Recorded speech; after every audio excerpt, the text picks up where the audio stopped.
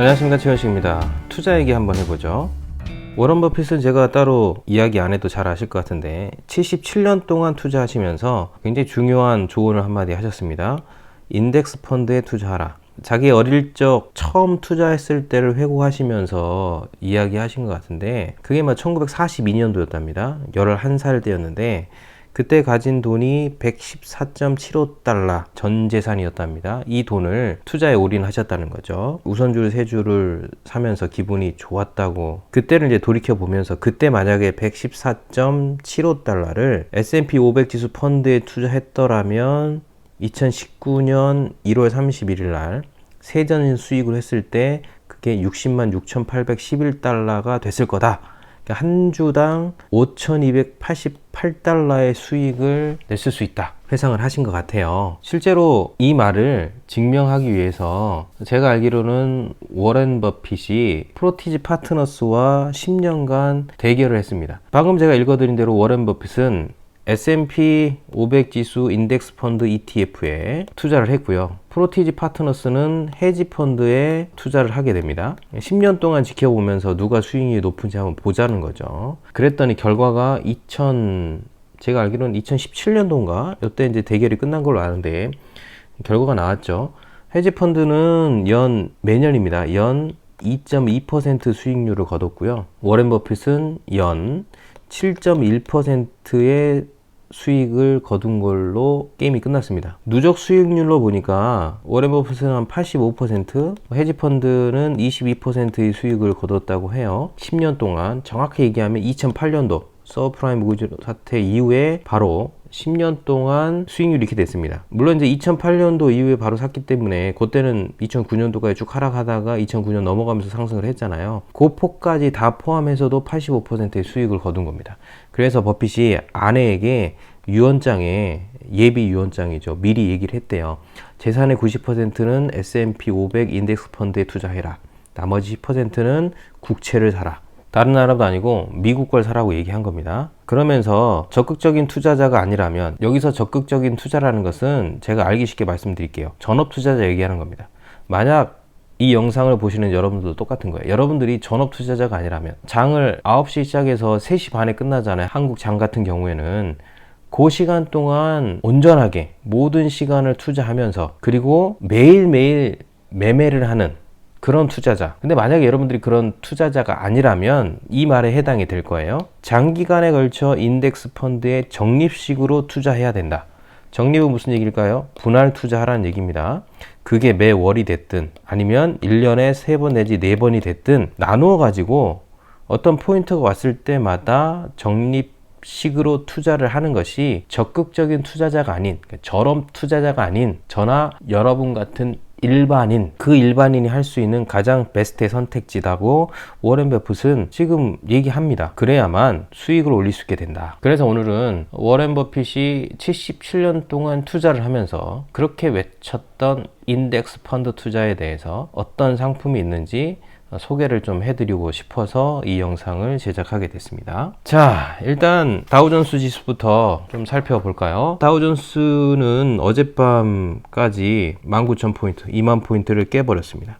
안타까운 거죠. 많이 빠졌어요. 227포인트가 빠졌으니까 한 4%가 좀 넘는 퍼센트가 빠진 거죠. 이 정도 빠지면 고점 대비 얼마가 빠진 거냐 하면 35%가 빠진 겁니다. 고점이 제가 찾아보니까 29,398.08포인트였습니다. 여기서 지금 하락한 거니까 지금 19,000포인트 이 정도가 되면 35%, 그리고 30% 정도 빠지게 되면 25,579포인트 정도 되는 거거든요.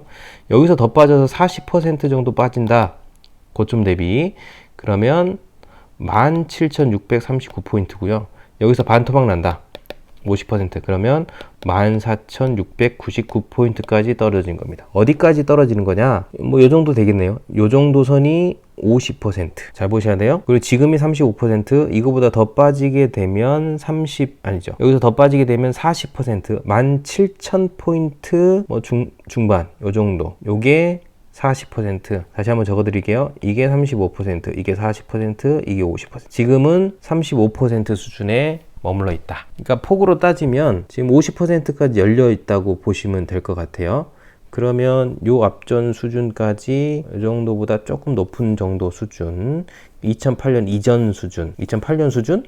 뭐 이렇게 보시면 될 것 같아요. 여기까지 빠질까는 저도 확실히 알 수 없어요. 제가 신이 아니기 때문에 이건 신이 아는 거지, 신의 영역인 거지 어디까지 빠질 수 있다는 걸 확신할 수 있는 사람은 아무도 없죠. 그런데 열린 폭으로 보면 이 정도까지도 충분히 가능한데 지금 누가 봐도 많이 빠진 상태이면 분명합니다. 그래서 우리가 이제는 미국의 다우존스 지수, S&P 500 지수에 관심을 가질 때가 됐다. 워렌 버핏의 얘기를 다시 한번 상기해 보면 여기다 넣으면 괜찮다. 자, 그럼 어떤 상품이 있을까? 자세히 들여다보도록 하겠습니다. 미국에는 다양한 ETF 인덱스 펀드들이 있죠. 뭐 인덱스 ETF뿐만 아니라 뭐 별의별 듣도 보도 못한, 요즘 말 줄여서 얘기하죠. 제가 자꾸 이런 얘기 드리는 이유는 뭐냐면 우리 연령대가 좀 높아요, 시청자분들이. 그래서 요즘 용어를 쓰기가 좀 그렇긴 하지만 알고 계실 거라고 생각하고, 듣보잡이라고 얘기하죠. 듣보잡과 같은 종목들이 굉장히 많이 있습니다. 다양하다는 거죠. 그 중에서 우리는 인덱스 ETF를 볼 겁니다. 인덱스 ETF는 세 가지 배율로 나눠집니다.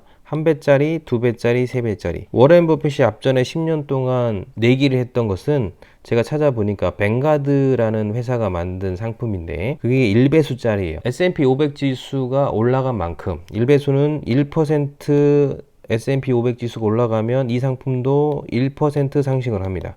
그럼 2배수는 어떻게 될까요? S&P 500 지수가 1% 상승하면 2% 올라가겠죠. 이론상 얘기하는 겁니다. S&P 500 지수가 다우존스가 1% 상승하면 이론적으로 3%를 상승하게 설계되어 있어요. 이 부분은 유튜브에 찾아보시면 검색하시면 굉장히 다양한 설명들이 있으니까 그걸 좀 더 자세하게 설명을 들으시면 좋을 것 같아요. 제가 이거 설명하다가 시간이 점점 길어질 것 같아요. 그래서 합리적인 차원에서 다른 영상들을 참조해 주시면 좋을 것 같아요. 어쨌든 간에 이론상으로는 이렇게 설계되어 있으나 제가 연구해 본 결과에 따르면 이렇게 움직이지 않습니다. 정확하게 3배수로, 2배수로, 1배수로 움직이잖아요. 어찌됐든 간에 거기에 맞춰서 거의 비슷하게는 움직인다.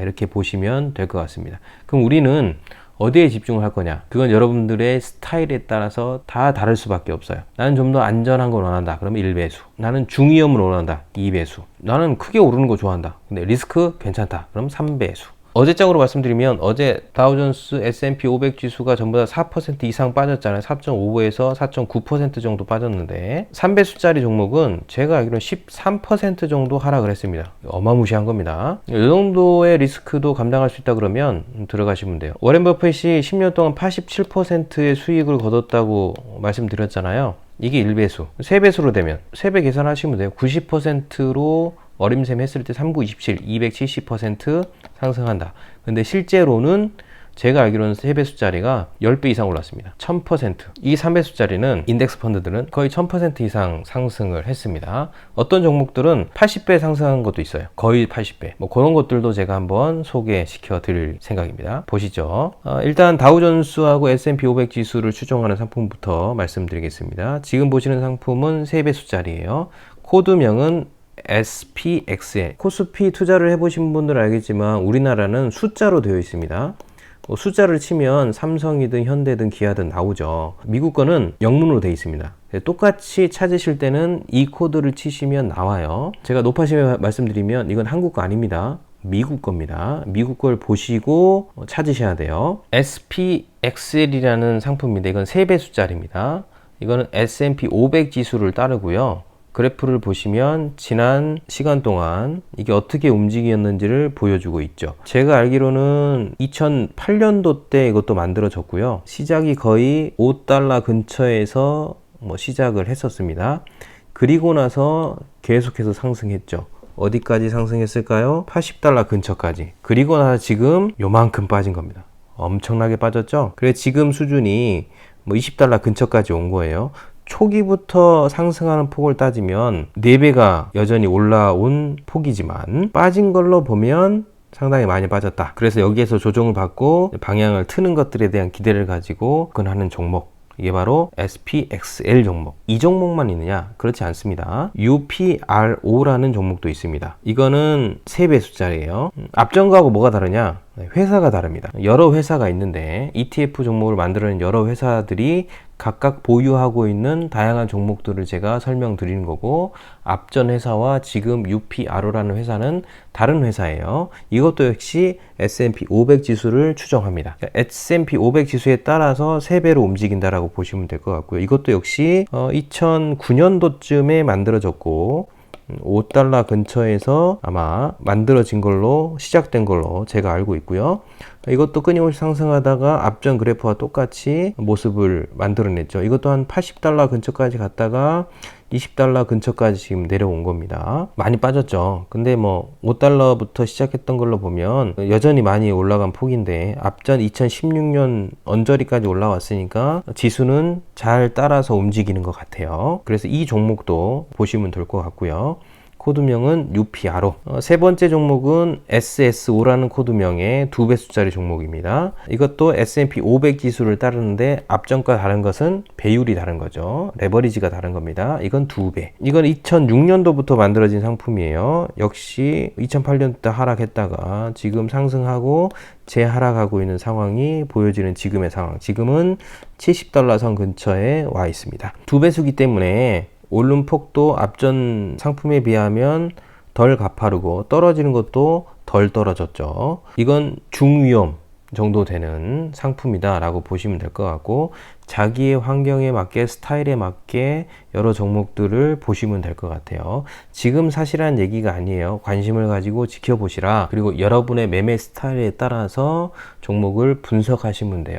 이 영상은 안내 드리는 차원에서 말씀드리는 겁니다. 세 번째, 이것도 S&P 500 지수를 따르는 상품인데요. 코드명은 SPY입니다. 이거는 1배수. 워렌 버핏이 투자했던 것과 거의 유사한 종목. 이건 94년 이전부터 만들어진 상품이고요. 여러 번의 굴곡들을 다 이겨내고 지금 3만 포인트를 따라서 같이 올라갔던 종목. 당연히 1배수니까 내림폭으로 보면 앞전 상품에 비해서 내림폭이 그렇게 크진 않죠. 워렌 버핏은 이걸 얘기하는 거예요. 이 상품을 주구장창 사라, 분할 매수해라, 뭐 이 얘기를 하고 있습니다. 안전하게 가는 거죠. 코드명은 SPY라고 말씀드렸습니다. 그래서 여러분의 스타일에 맞게 S&P 500 지수를 추종하는 것들을 보시면 돼요. 그럼 S&P 500 지수만 있냐? 그렇지 않습니다. 다우존스를 추정하는 종목도 있어요. 다우존스를 추정하는 종목은 대표적으로 UDOW라는 상품이고, 이건 3배를 움직입니다. 특징적인 건 뭐냐 하면, 이 종목은 다우에 속한 기업들이 굉장히 많이 있잖아요. 그 중에 30개 기업만 선발을 해서 그 30개 기업 안에서 지수를 추정합니다. 여기는 어떤 기업들이 있냐면, 제가 알기로는 애플도 들어가 있어요. 그리고 유통회사도 있고 항공회사도 있고 뭐 여러 가지 다양한 우량 기업들이 포진되어 있습니다. 그 구성에 따라서 UDOW가 움직이는 겁니다. 보시면 10년 이전에 2009년에 만들어졌죠. 그리고 $110 근처까지 올라왔다가 지금 많이 빠졌네요. 어제 $30를 깼습니다. $29인가 뭐 이 정도 되는 걸로 제가 알고 있습니다. 당연히 많이 올랐으니까 많이 떨어진 상품이겠죠. 그래서 이 상품도 있다. 두 번째는 이것도 다우존스를 따르는 상품인데 코드명은 DDM. 이건 2배수, 레버리지가 2배입니다. 이것도 마찬가지로 앞전 UDOW와 똑같이 30개 종목을 추정하죠. 30개만 선별해서 가는 겁니다. 이건 2006년도에 만들어진 상품이고요. 똑같이 추정하고 있죠. 2008년도 위기 맞고 올라와서 지금 떨어진 폭을 보면 이것도 역시 2016년도 근처까지 왔으니까 지수를 지금 잘 추정하고 있다라고 보여집니다. 이건 역시 2배. 잘 기억하셔야 돼요. 마지막 종목 중에 하나는 DIA라는 종목. 이건 1배수를 추정합니다. 다우존스를 전체를 평균을 추정하는 종목이라고 보시면 될 것 같고, 2000년도 이전에 1999년 이전에 만들어진 상품이고, 상황을 봤을 때 지수를 잘 지금 추정하고 있는 것으로 보여집니다. 안전하게 하실 분은 DIA라는 종목을 눈여겨보시면 좋을 것 같습니다. 이건 조금 다른 종목인데, 앞전은 다우존스나 S&P 500 지수를 추정했다면 지금 보시는 TQQ라는 종목은 기술주를 추정합니다. 테크놀로지겠죠, T가. 그 테크놀로지를 추정해서 3배수 레버리지를 가지고 움직인다라고 보시면 될 것 같고요. 제가 이것을 말씀드린 이유는 뭐냐면, 저희 시나리오를 보신 분들은 알겠지만 2025년 이후에 4차 산업혁명이 개화하면서 굉장히 폭발적으로 성장할 수 있는, 그래서 기술 버블로 갈 수 있는 시장으로 간다라고 본다면, 그 시나리오를 놓고 본다면 기술주를 추종하는 TQQQ라는 종목도 앞으로 눈여겨봐야 될 종목 중에 하나다 라고 생각되어지기 때문에 말씀을 드리는 거예요. 지난 3년 동안 미국 다우지수 가운데 가장 큰 상승폭을 보여준 게 역시 기술주였죠. 그래서 앞으로도 이 종목을 관심 있게 보셨으면 좋겠다라고 생각 들어지는데, 문제는 뭐냐면 변동폭이 굉장히 큽니다. 이 종목은 한 1불 언저리에서 시작을 했고요. 그리고 나서 기술주의 성장만큼 굉장히 크게 올랐습니다. 고점이 거의 120불 근처예요. 120달러. 정확히 얘기하면 1.8인가? 9달러에서 움직였거든요. 따지고 보면 60배가 상승한 거죠. 어마무시한 상승폭을 나타냈고, 낙폭 역시 상승한 만큼 떨어졌다라고 보면 굉장히 위험 부담이 큰 종목임에 분명합니다. 무조건 비율만 보고 들어가시면 안 돼요. 자기 스타일에 맞게끔 보셔야 됩니다. 이건 40달러를 지금 깼고요. 1, 2불 사이의 언저리에서 지금 오름폭으로 보면 떨어졌음에도 불구하고 초기에 대비해서 20배 정도 상승률을 지금도 보여주고 있다라고 생각하시면 될 것 같아요. 자, 그러면 미국만 추종하는 ETF가 전부냐? 그렇지 않습니다. 몇 가지 인덱스 펀드도 ETF도 말씀드릴게요. 그 중에 하나가 코스피, 우리나라 지수를 추종하는 ETF입니다. 이것도 역시 미국 시장에 있는 ETF예요. 코드명은 KORU, 3배수입니다. 우리나라 시장이 지금 어렵죠. 그래서 고점 대비 상당폭 많이 빠져 있어요. 지금 5달러 근처까지 내려왔거든요. 최고점이 70달러 근처였으니까 많이 빠졌죠. 그걸로 보면 가격적인 메리트는 충분히 있다. 근데 문제는 뭐냐?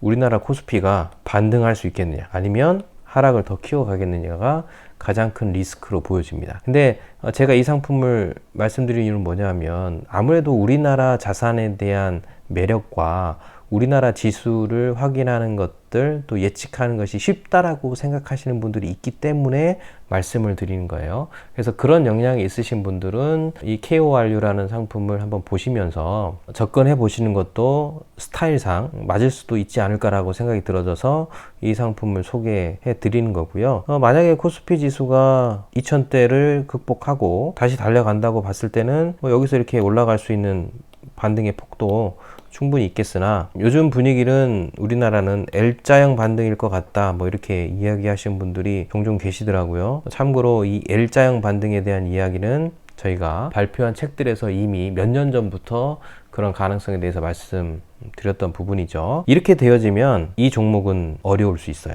그래서 잘 보셨으면 좋겠어요. 그러면 한국만 있느냐? 그렇지 않죠. 두 가지 인덱스를 더 보여드릴 거예요. 그 첫 번째가 인도입니다.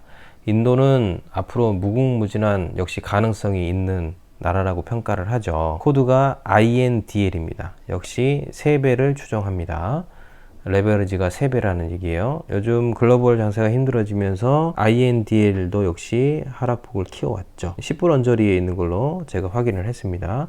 고점 대비로 보면 굉장히 많이 빠졌다라고 보여지고, 인덱스로 봤을 때 인도 인덱스도 있다라는 것을 알고 계시면 좋을 것 같아요. 또 하나는 중국이죠. 역시 많은 분들이 매력적으로 보고 있는 YINN 3배수고요. 상해 종합지수를 추종하는 걸로 제가 알고 있는데, 그 기업 가운데 선별해서 FTSE라는 지수를 따르고 있습니다. 많이 빠졌죠? 전저점까지 내려왔네요. 문제는 중국이 금융위기의 가능성과 부실의 가능성들이 여전히 살아있기 때문에 지금으로서는 중국도 매력은 있지만 잘 살펴보셔야 됩니다. 좀 더 모니터링이 필요할 것 같아요. 문제는 역시 타이밍이겠죠. 이 타이밍을 어떻게 맞추느냐가 굉장히 중요한 부분이기 때문에 이 상품도 매력은 있지만 여러분들이 유념해서 잘 접근할 필요성은 있는 것 같아요. 이제 거의 다 왔습니다.